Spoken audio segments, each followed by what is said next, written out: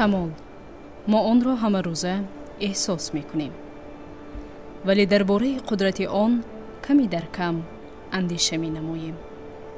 شمال می تواند چون نسیم فارم سحری نرم، چون همشیره غمخوار نوازشکار باشد. شمال نیز دو پهلو دارد که می تواند به طوفان شکست ناپذیر تبدیل یافته هر چیزی که پیش رویش پیدا شود نیست و نابود سازد. وی نفس سیاره است.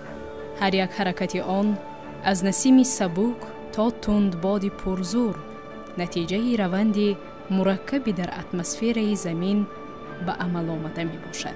شمال نه تنها جریان هوا است، این انرژی است که می تواند هم حیات را به وجود آورد و هم باعث مرگ باشد. اما آن از کجا پیدا می شود؟ چرا آن گاه نرم و گاه با قوه شدید به عمل می آید؟ ما در فیلم خود این سوالها را بررسی خواهیم کرد.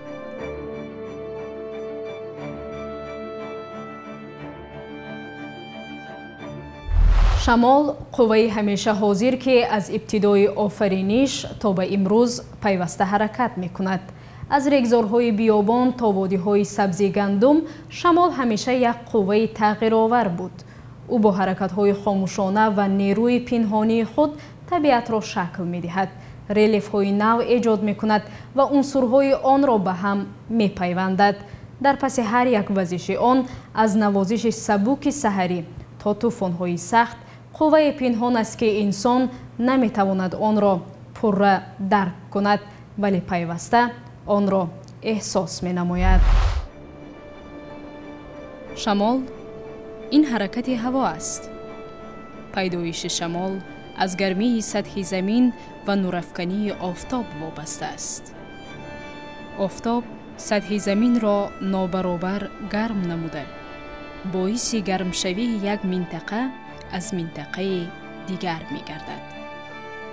در منطقه هایی که نورهای آفتاب زیادتر می افتند، قبضهای هوای آنجا را گرم می سازند. در نتیجه آنها حجماً کلان گردیده به آسانی به بالا حرکت می نمایند و جای آنها را قبضهای هوای خنک اشغال می سازد.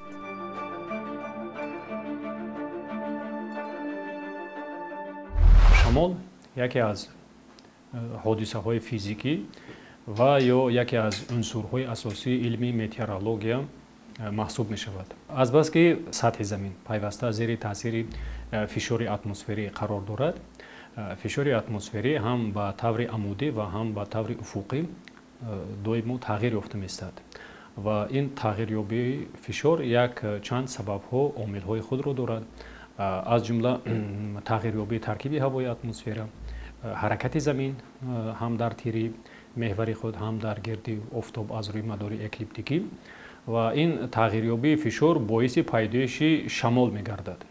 تغییریابی شمال به طور افقی و عمودی به عمل می آید.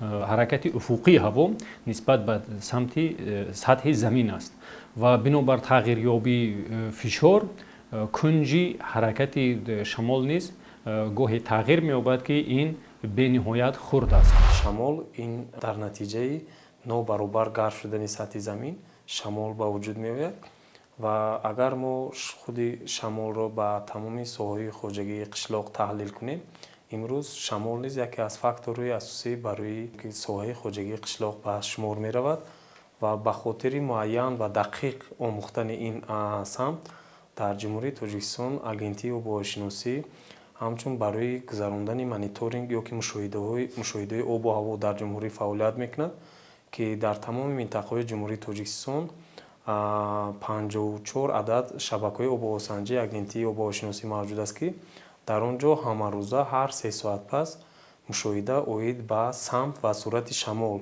با واسطه اسباب فلوگر گذرانده می شود. شمال را نه تنها زمین‌ها و کوه‌ها بلکه اقیانوس‌های بزرگ نیز احساس می‌کنند. باد سخت موج‌های شدید را به وجود آورده آنها را به سوی ساحل‌ها می‌راند. ساحل‌ها تغییر می‌یابند آب با قوه باد سخت در خلیج‌ها فشار می‌آورد و مسیر نوی آب را می‌سازد. همین طور باد به محیط تأثیر جدی می‌رساند. آن را نو می‌کند و دیگرگون می‌سازد. شمال این حرکت هوا نسبت به زمین.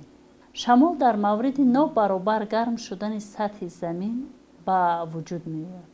چه طوری که ما می‌دانیم از قانونیت‌های فیزیکی هوای گرم همیشه به بالا حرکت می‌کند و هوای سرد باشد جای سرد را اشغال می‌کند.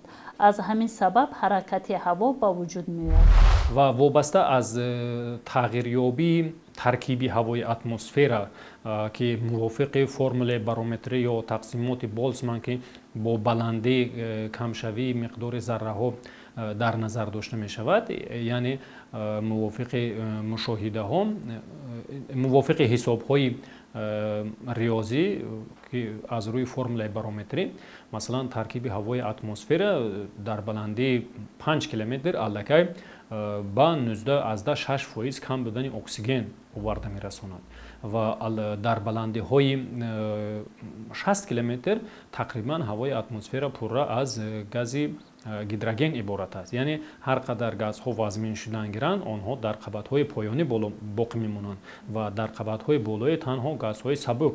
چنین تقسیمات از آن شهادت می‌دهد که وابسته به بلندی‌های اتمسفر در قبضهای گوناگون اتمسفر نیز شمال‌ها به طور مختلف، یعنی با سرعت‌های گوناگون به عمل می‌آیند. شمال از فرقیت فشارهای هوا به وجود می‌آید.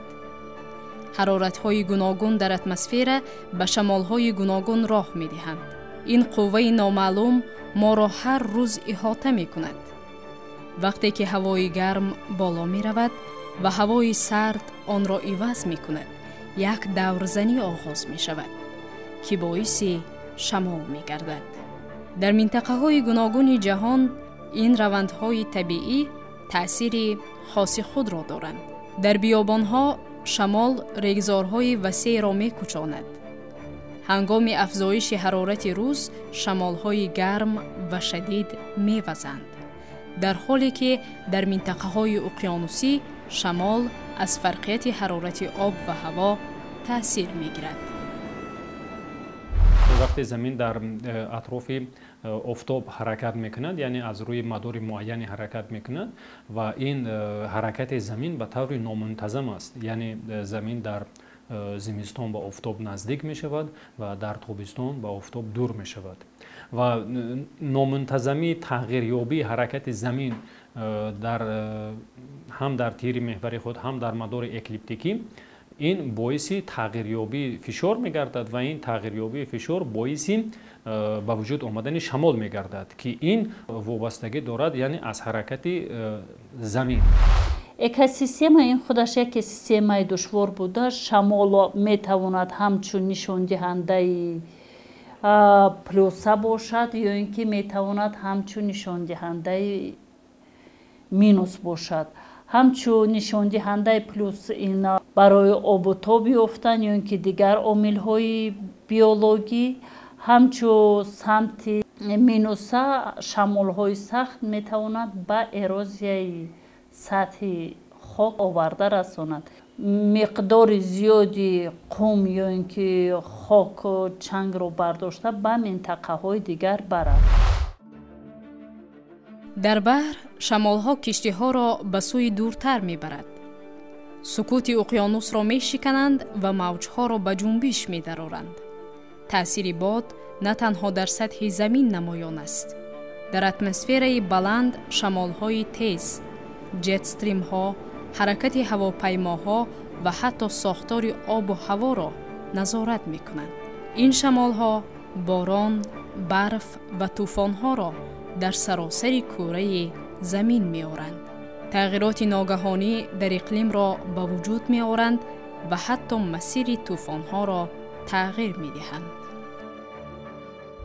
وابسته به تغییریابی حرارت در سطح اقیانوس و در سطح خشکی نیز این باعث تغییر یافتن شمال ها می گردد.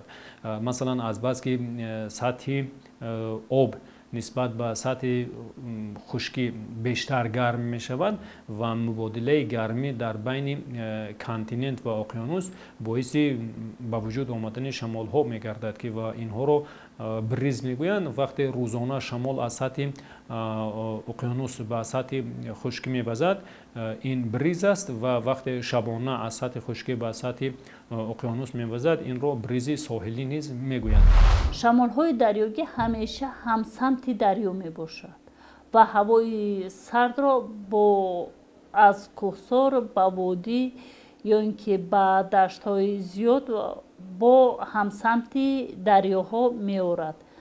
Инчунин мо ҳамчун шамолҳои маҳаллӣ шамолҳои перяхӣ ё ин ки шамолҳои барфӣ мегӯем, ки ҳавои сарде ки дар кӯҳсор ё ин ки дар назди перяхҳо мавҷуд аст ба самти водигӣ ҳаракат карда ҳавои сардро аз баландӣ ба минтақаҳои сардӣ ворид мекунад. шамол на танҳо як қувваи табиӣ, балки як унсури муҳим барои экосистемаҳои гуногун аст. бо вазидани шамол донаҳои растаниҳо дар масофаҳои дур пароканда мешаванд. дар натиҷа навъҳои растанӣ дар минтақаҳои гуногуни ҷаҳон пахш мегарданд. шамол обро бухор мекунад ва онро ба абрҳо мебарад, ки дар натиҷа боришот ба вуҷуд меояд. бе шамол бисёр равандҳои табиие ки ҳаётро дар замин нигоҳ медоранд қатъ мешаванд.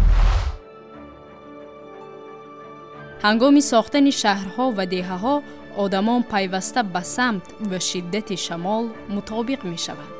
биноҳо бо назардошти бодҳо сохта мешавад.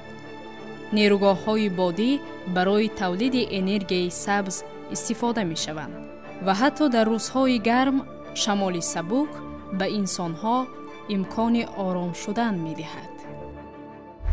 ба минтақаҳои мухталифи сатҳи сайёра бурдани ҳар гуна аэрозол ва партовҳо низ шамолҳо нақши муҳим доранд. фарзи мисол, мувофиқи мушоҳидаҳои хадамоти обу ҳавошиносии ҷумҳурии Қазоқистон, ҳамасола аз сатҳи хушкидаи баҳри Арал то андозаи 15 миллион тонна чангу газҳо ба фазои атмосфера партофта мешаванд, ки онҳо то ҳудудҳои дар марҳилаҳои аввал он чангу газҳои ба фазо партофта мешаванд, ки андозаҳои зиёдтар доранд ва онҳо то ҳудудҳои 100 километр паҳн мешаванд. зарраҳои нисбатан хурдтар дар марҳилаи дуюм то андозаҳои 500-700 километр ва дар марҳилаи сеюм зарраҳои боз ҳам хурдтар онҳо то ба масофаҳои 900-1000 километр партофта мешаванд, ки тавассути ин ҷараёнҳо метавон ҳар гуна чангу газ то ба минтақаҳои кӯҳистон ва аз ҷумла сатҳи перяхҳо омада бирасад.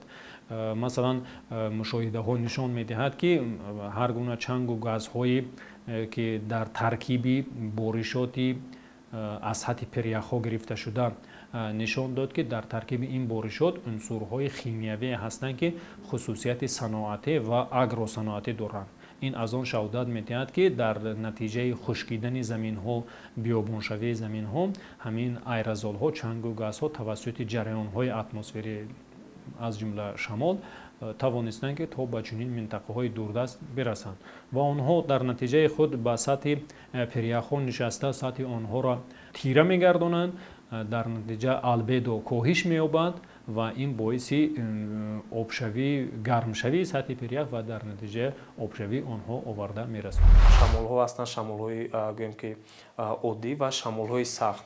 мо дар шамолҳои сахтро асосан аз рӯи категория ҳангоми шамолҳое ки дар аз 15 метр дар як сония зиёд мевазанд, аллакой барои минтақаҳои ҷумҳурии мо ин шамолҳо шамолҳои сахт ҳисоб карда мешавад ва шамолҳое ки аз 15 метр дар як сония паст ҳастанд, онҳо шамолҳое ки на он қадар шамолҳои сахт.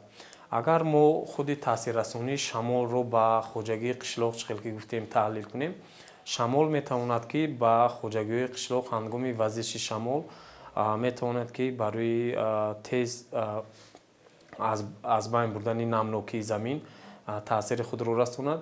чунки агар мо як ҳолате бинем, ки яке аз ҳолатҳое ки дар фасли баҳор дар хоҷагиҳо яку якбора миқдори зиёди боришот метавонад ки ба намнокӣ зиёд шудани ҳамун заминҳо боис гардад ва яке аз роҳҳое ки бо воситаи ҳамин шамол кам кардани намнокӣ ба ҳамун боғот ба заминҳои дигар чизо ин ҳамин методи шудгор кардани замин аст ва вақте ки замин шудгор карда мешавад ва бо воситаи ҳамин шамол ҳамун ҳолати гӯем ки намнокие ки ба замин мавҷуд аст намнокӣ аз меъёри муқаррари зиёд инро кам карда яъне таъсиррасонӣ кам карда мешавад. шамол дар ҳаёти инсонҳо нақши бузург дорад. аз кишоварзӣ то пешрафтҳои техникӣ дар тӯли таърих бодҳо барои парвариши зироатҳо ва пешбурди сафарҳои баҳрӣ нақши калидӣ доштанд. имрӯз шамол ҳамчун манбаи муҳими нерӯи барқ истифода мешавад.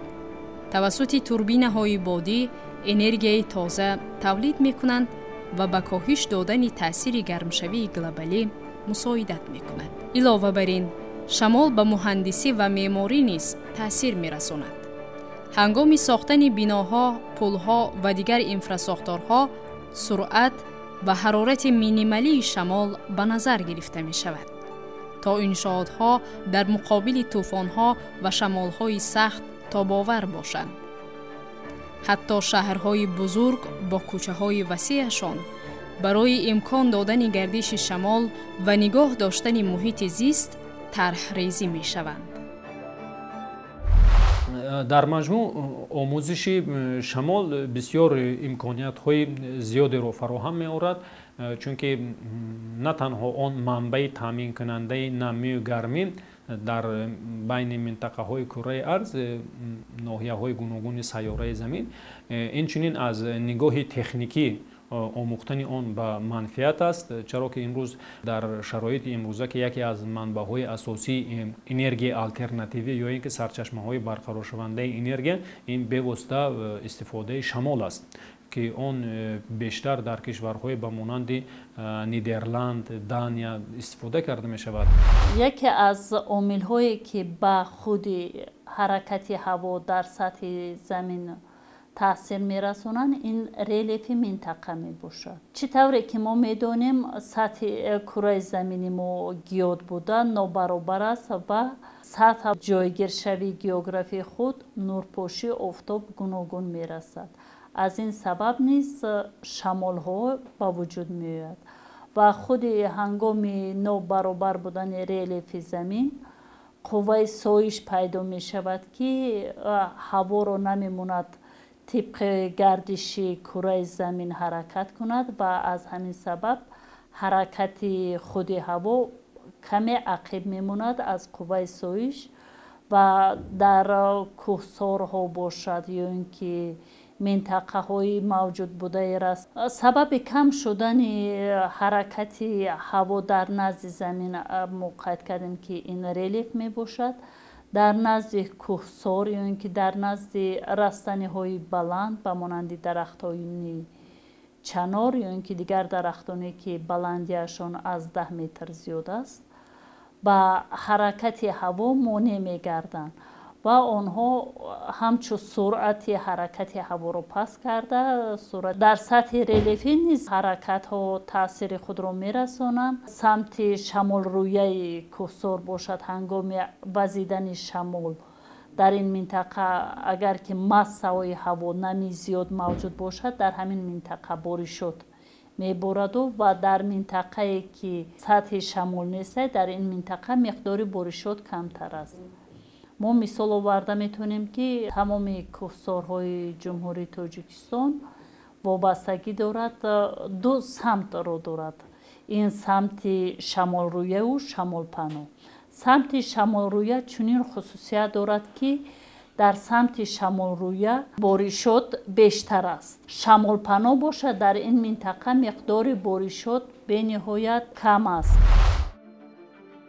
ояндаи шамол ва иқлим дар давраи имрӯза мавзӯи муҳими пажӯҳиш ва талошҳои илмӣ ва иҷтимоӣ мебошад.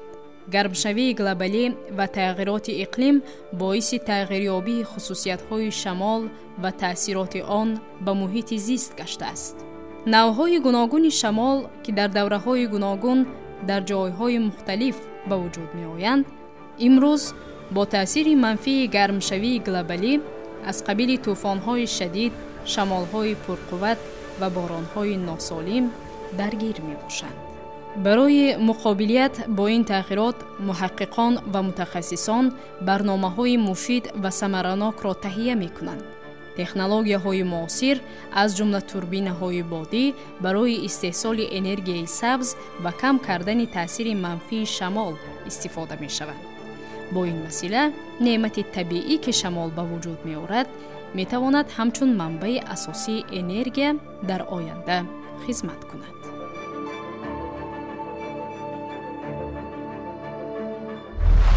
شمال نیز یکی از انرژی برقرارشونده به حساب می‌رود و در جمهوری ما انرژی برقرارشونده امروز ما از آب انبارها، یعنی که از آب‌هایی که امروز در جمهوری است انرژی سبز حاصل کرده می شود. از جهت بادی باشد در منطقه جمهوری تاجیکستان ما میتونیم که در اون منطقه‌ای که ما نامبر کردیم که شمال‌های از 15 متر در یک سال زیاد در اونجا به قید گرفته می شود، ما میتونیم که همین استفاده انرژی از شمال‌های بادی رو در منطقه‌های مذکور نصب اسباب‌های میانه و خرد رو در منطقه نصب کنیم و برای گرفتن انرژی سبز برای جمهوری ما تاثیر خودش رو میگذارد.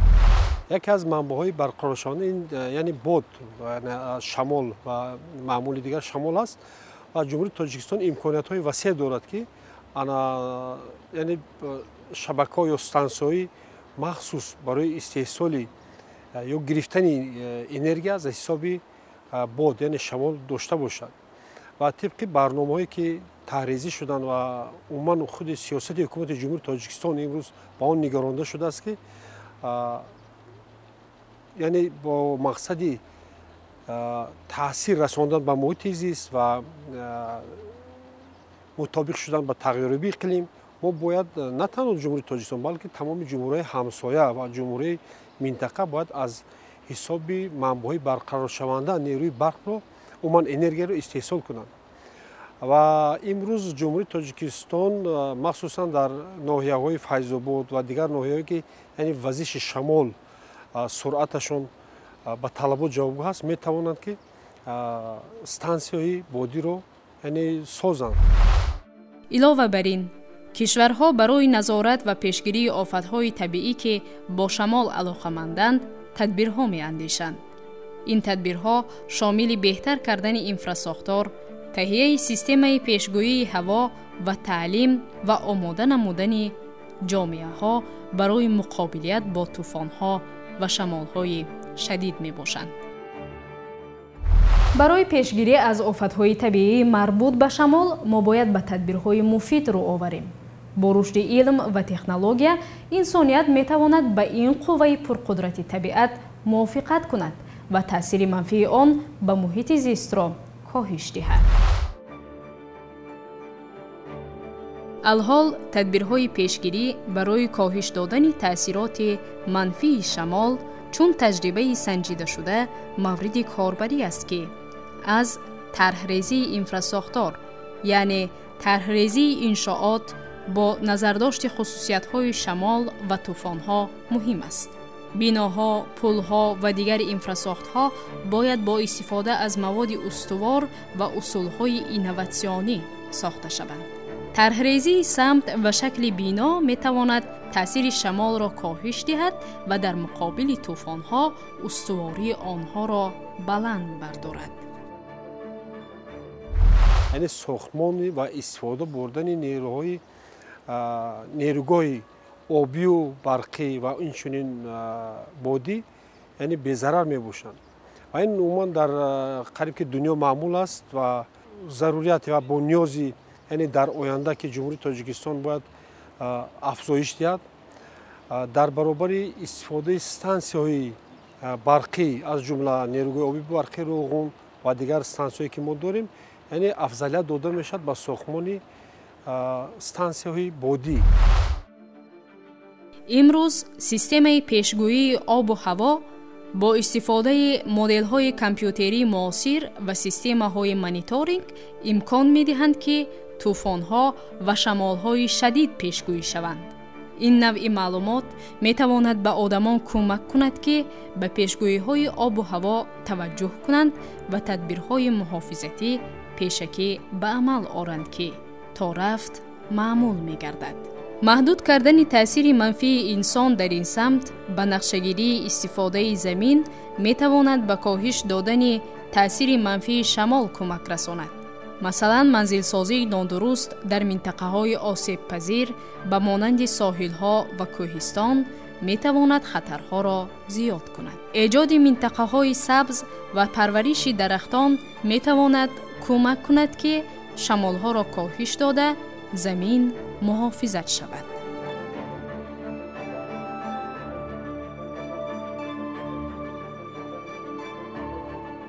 بیشتر در جمهوری تاجیکستان شمال‌هایی که سرعتی از 15 متر در یک ثانیه بیشتر می‌وزد در منطقه شمال جمهوری تاجیکستان، این هم در منطقه شبکه آب‌وسنجی بوستان و در منطقه ناحیه توبه در این شبکه آب‌وسنجی انزاب و در شبکه آب‌وسنجی قسمت جنوبی جمهوری این ایواج یعنی که ناحیه شهر توس بیشتر و باز در شبکه آب‌وسنجی فیض‌آباد و بوستان‌آباد بیشتر قیمت شمال‌ها با سرعت از 15 متر در یک ثانیه بیشتر گرفته می‌شود. همچنین تکنولوژی‌های تازه انرژی شمال به مانند توربین‌های بادی می‌توانند منبع استوار انرژی برقرار شونده باشند. این نوع انرژی نه تنها منفعت اقتصادی دارد بلکه کم کردن تأثیر منفی اکولوژی شمال‌ها را نیز مساعدت می‌کند. همزمان این تکنولوژی‌ها می‌توانند فایده‌های اقتصادی زیادی را به وجود آورند که برای رشد استوار جامعه مهم است.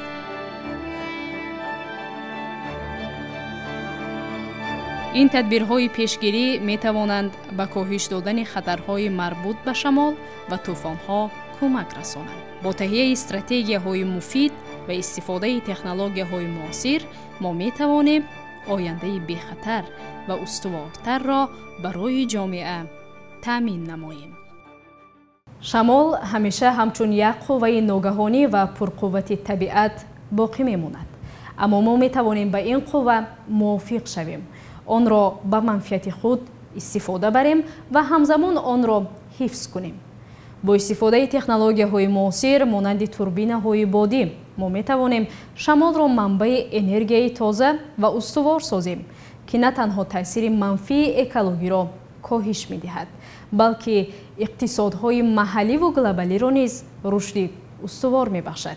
اینچنین فهمیدن شمال همچون رمز آزادی و تغییرات ما را دعوت می کند تا نسل‌های آینده به محیط اطراف احترام گذاشته با طبیعت هماهنگ شوند.